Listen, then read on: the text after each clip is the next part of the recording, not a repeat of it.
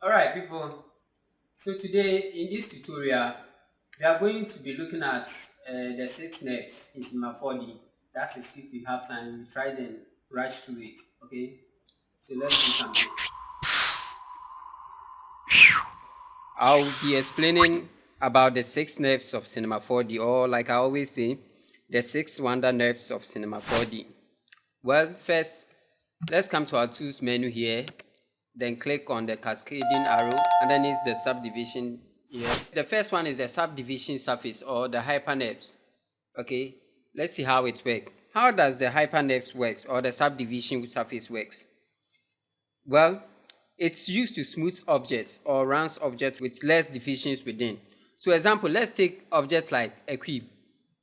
Once the cube is dropped inside the subdivision surface, see what happens. You see that it becomes spherical.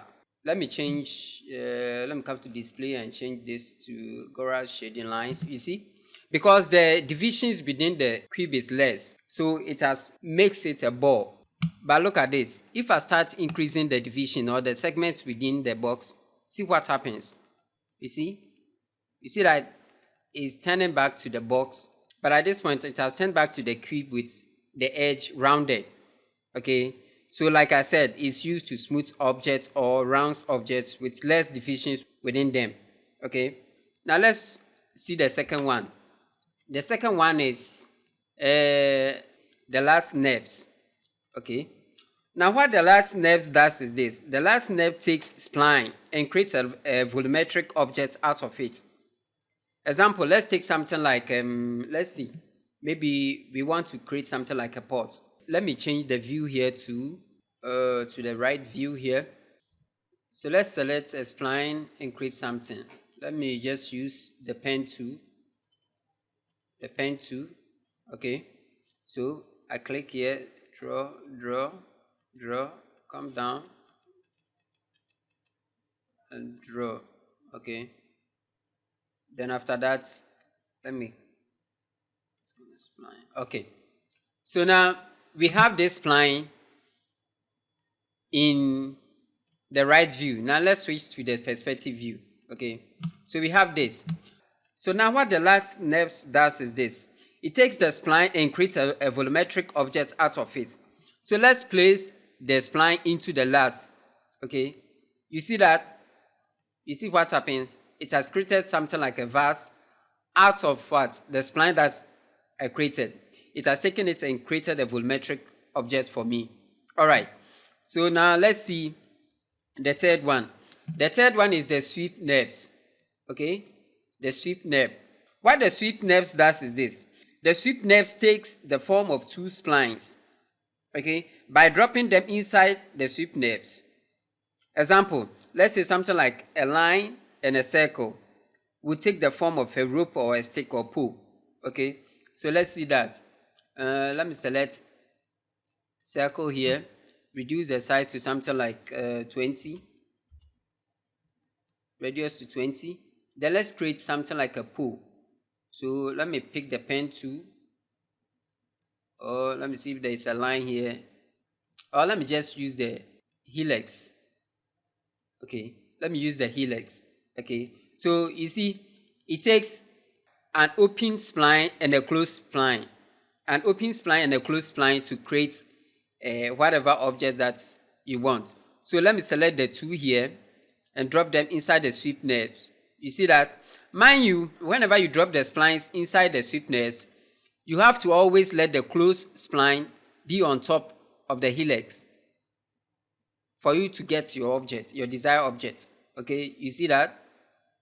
Okay, so if it were to be just a line that you drew here, you have the pole here. Okay, all right. So now let's move on to the fourth one.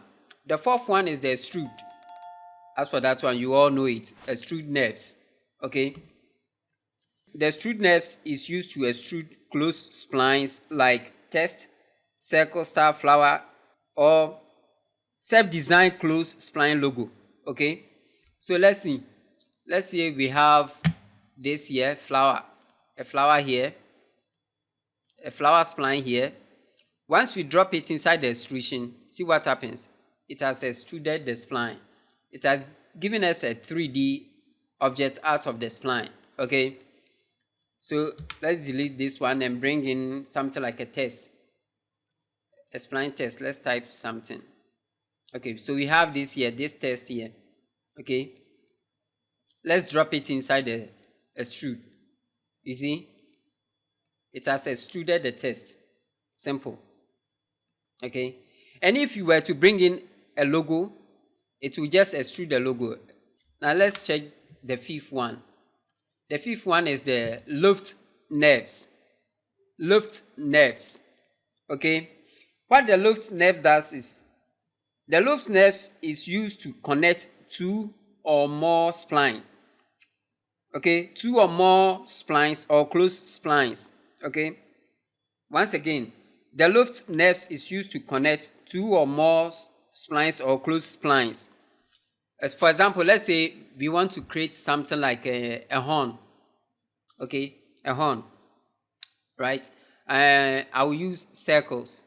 So let me pick circle 1. Then reduce the side, the radius to something like 100, or let me make it 50. So we have 50 here. Then duplicate it, make it something like 40. Duplicate it again and make it something like 20. So we have 3 circles here. So I'll move one. I'll move them apart. Okay, let me just move them apart. So I have these 3 circles. I'll select the 3, then drop them inside the luft. So you have this. I said that let's create something like a horn. Okay, so let's see. Let me move this one up, then move it out a little. So you have this. Then this one, move it in a little. Then this one up a little. You can scale it down if you want. It's horn that we are creating. Okay, so you see that we have something like a horn. All right. Let me rotate the end a little. Okay, beautiful. So you have your horn. So this is what the luft nerves does. Okay, and once again, if it can, it also works on what? Open splines. Okay, let me clear these ones. Let's say maybe we want to create something like a background. Okay, I can select this arc. All right, then maybe make it editable. Let me hit C and make it editable. Then this, the end point, stand there and pull it down. Stand here, then pull it out. So I have this. Okay, now what I'll do next is what? Let me rotate it. 180, let me check 180. Okay, so I have this. Now what I'll do next is what? Just duplicate the same spline, then move it apart, then select the 2, then drop them inside the luft nerves. Okay, so with this you have your background to do your design on. Okay, all right. So now let's go to the 6th one. The 6th one is what? The basial nerves. Okay, now this one is interesting a bit. The basial nerves. So what the basial nerves does is this.